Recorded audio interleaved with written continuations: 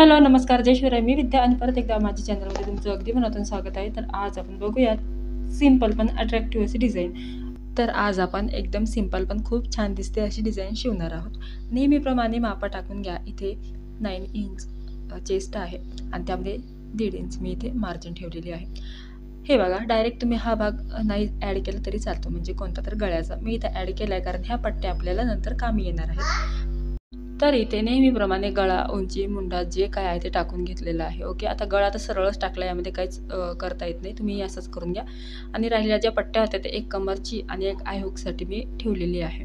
कमरेला कोणती पट्टी तर तीही तुम्हाला मी नंतर दाखवते. ओके, आता इथे आल्याच्या नंतर तुम्हाला सांगते एक्स्ट्राचा कपडा आहे जे 24 इंचाचा आहे. जर कमी पडत असेल तर जॉईन करून घ्या. मी इथे जॉईन केलेलं आहे, ते काही दिसणार नाही. ओके, त्याच मापाचा अस्तरही कट करून घ्यायचं आहे. हे 2 इक्वल मापं आहेत, त्याच्यामुळे इथे काही जास्त म्हणजे डोकं लावायची गरज नाही आहे. तसं कट करायचं आहे आणि एका साईडला अर्धा इंचापेक्षा कमी फोल्ड करायचं आहे, जसं की मी तुम्हाला दाखवते. ओके, दोन्ही पट्ट्यांना घ्या. तर ही पट्टी झाल्याच्या नंतर दुसऱ्या पट्टीला मी फक्त एक दाखवलेली आहे आणि एक ना स्किप केलेली आहे, जेणेकरून व्हिडिओ मोठा होणार नाही.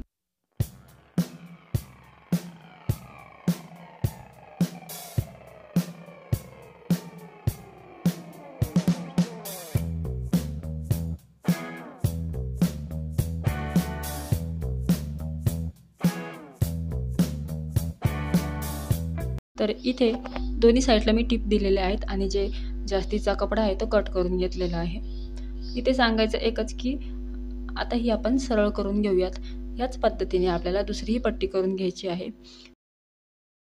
तर ही पट्टी तुम्हाला जर रुंदीला जास्त वाटत असेल तर तुम्ही इथे कमी ठेवू शकता किंवा कमी वाटत असेल तर जास्त ठेवू शकता.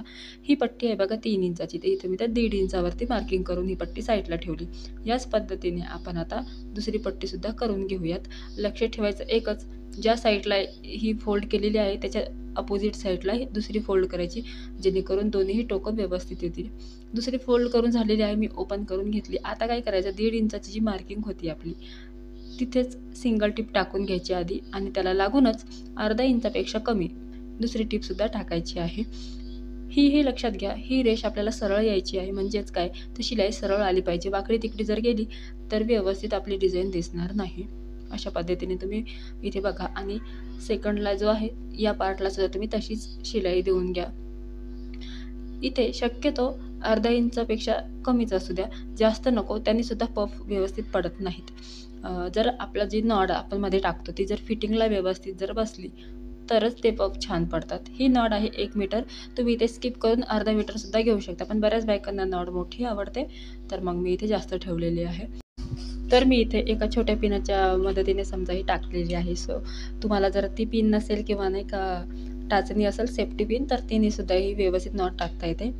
पण जेव्हा तुम्ही हे काम करता तेव्हा एकदम स्लोली किंवा हळूने आपण म्हणतो ना तसंच काहीतरी करा, किंवा परत जर टीप निघाली तर परत हे आपल्याला रिटर्न काम येतं. सो इथे व्यवस्थित टाकून घ्या आणि आपली जी दुसरी बाजू आहे ती सिक्युअर करून घ्या, जेणेकरून आपण जरी ओढून बघितली तरी पण ती निघायची नाही.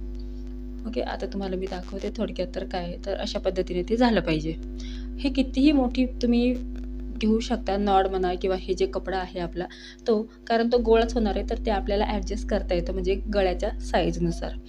याच पद्धतीने मी दुसरीसुद्धा पट्टी करून घेतलेली आहे. आता बघूया आपण गळ्याच्या साईडच्या आपल्या ज्या टिपा आहेत त्या, म्हणजे कोणता तर हे इथे कॅनव्हास मी ट्राय केला, म्हटलं खूप दिवसाचा आहे तर आपण हे ट्राय करू शकतो.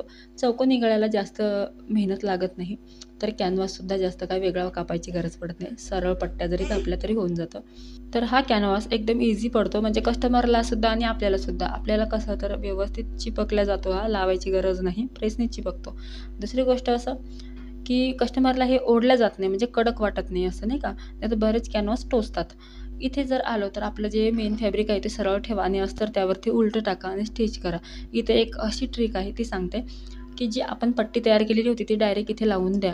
याने सुद्धा बरी पडते, म्हणजे काय नंतर लावायची गरज नाही आणि जी शिलाई असते ती सुद्धा आतल्या बाजूने जाते. म्हणजेच अशा प्रकारे, आणि जी बॅकची जी आपली जी फिनिशिंग असते ती परफेक्ट राहून जाते. तिथे धागे किंवा टोचायचा काही असा प्रॉब्लेम येत नाही. सो इथे राहिलेला कपडा काढून घ्या साईडला आणि दाबटीप द्या. बाकीचा जो कपडा आहे तोही सिक्युअर करून घ्यायचा आहे. बऱ्याच वेळेला फिनिशिंगच्या नादात आपण साईडचा जो कपडा आहे तो स्टिच करायचा विसरून जातो. तर मग आधी हे करून घ्या, त्याच्यानंतर आपण पुढचं बघूयात. आणि थोडासा का होईना जेव्हा आपण ब्लाऊज शिवतो तेव्हा कपडा एक्स्ट्राचा किंवा इकडे-तिकडे जातोच. सो तिथे सुद्धा तुम्ही व्यवस्थित करून घेऊ शकता. इथे मी सांगायचं असं का बॅक टक्स टाकलेले नाही आहेत अजूनसुद्धा. पूर्ण जेव्हा स्टिच करायला जातो आपण तेव्हा तुम्ही बॅक टक्स टाकू शकता. म्हणजेच काय, तर कमरेचं माप काढून टक्स किती इंचाचा टाकायचा हे सुद्धा असतं. सो हे नंतर आपण करून घेऊ शकतो. अशाच पद्धतीने मी दुसरी साईडची बाजूसुद्धा कंप्लीट केलेली आहे. पण जेव्हा मी हे करत होते तेव्हा म्हटलं का लेस लावून बघूयात कशी दिसते. तर मी इथे लेस ट्राय केली. हां, तर छान दिसते म्हणून अर्ध्या इंचाला थोडंसं कमी अंतर ठेवलं आणि साईडला ती लेस लावलेली आहे. आणि एकदम असं जवळ लावलं गळ्याचं तर चांगले दिसत नाही म्हणून. हो, दोन्ही बाजू इथं तयार झालेल्या आहेत. आता बघूयात आपण लटकन. हे लटकन सिंपल आहे, तीच लेस आहे उरलेली आणि तेच कपडा आहे, त्यालाच मी इथे अटॅच केलेला आहे. लुक छान येतो आणि आपलाही वेळ वाचतो, बऱ्यापैकी वेळ वाचतो. म्हणजे असं वाटतं का वेगळं काहीतरी ट्राय करत बसण्यापेक्षा हे लटकन सोपे आहेत आणि छानही दिसतात. सो अशा पद्धतीने लटकनही ट्राय करा, हेही पटकन होतात. आणि सिंपल गळा आहे, पटकन होतो. म्हणजे मला तर वेळ लागला बघा अर्ध्या तासाला जरा जास्त, म्हणजे पाऊण तास लागला असेल. का लागला? कारण मी पहिल्यांदा ट्राय केला.